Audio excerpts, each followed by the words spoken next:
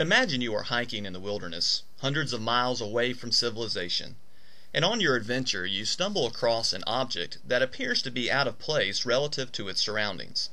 This object looks like a gold watch. You have two choices to make regarding where this watch came from.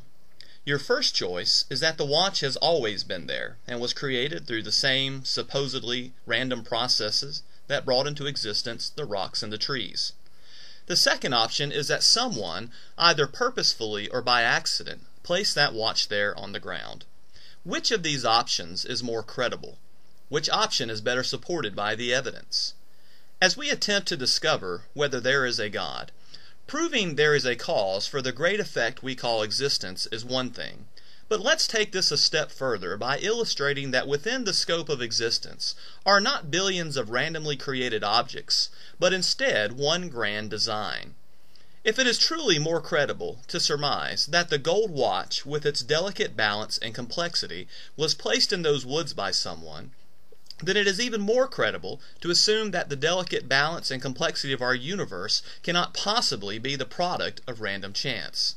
In fact, the complexity of our universe alone demands the presence of a designer behind this wonderful design we call existence. How probable is this? A scientist by the name of Lecomte de Noye once calculated that the probability of a ball the size of the Earth having present all the elements to form just one molecule of protein is 1 in 10,000th, followed by 243 zeros. And that is just one molecule of protein. Someone once said that it would be far more probable to believe that Webster's dictionary was created as a result of an explosion in a printing press. Not only this, but our universe is balanced on a razor's edge. It has been fine-tuned with 26 dimensionless constants, with very little room for change. These are numerical values that have no unit attached, and whose values are the same under all possible systems of units. Not only this, but the tilting of our own planet, approximately 23.5 degrees, is the exact tilt needed to sustain life. If this tilt were to increase or decrease greater than just a mere 1 degree, we would either burn up or enter an ice age.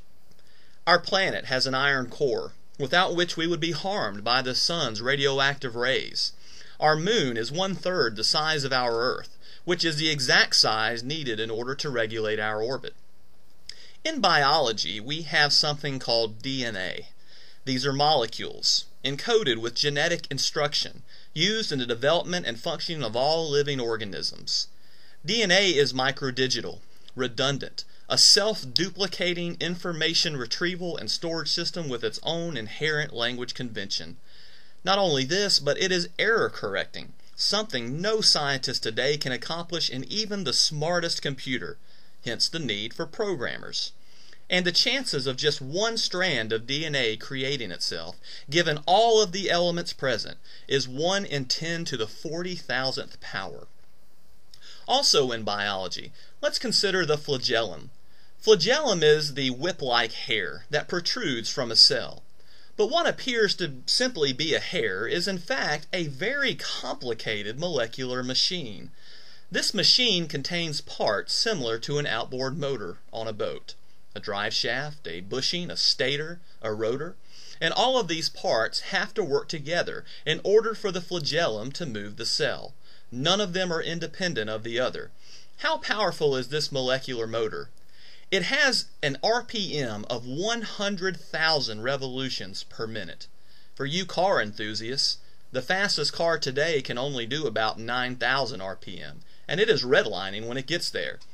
Not only that, but the flagellum can stop spinning at that speed within a quarter of a turn, and then immediately resume that speed in the opposite direction.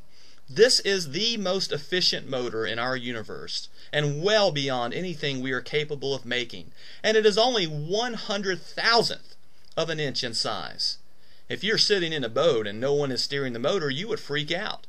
But no one is steering the flagellum, created by 35 different proteins, and somehow it always gets the job done. To examine all aspects of the design of our universe would take a lifetime.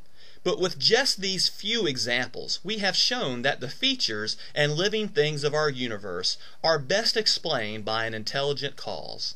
The evidence of the life-sustaining physical architecture of our universe is just too delicately balanced, fine-tuned, and complex to justify any other assumption.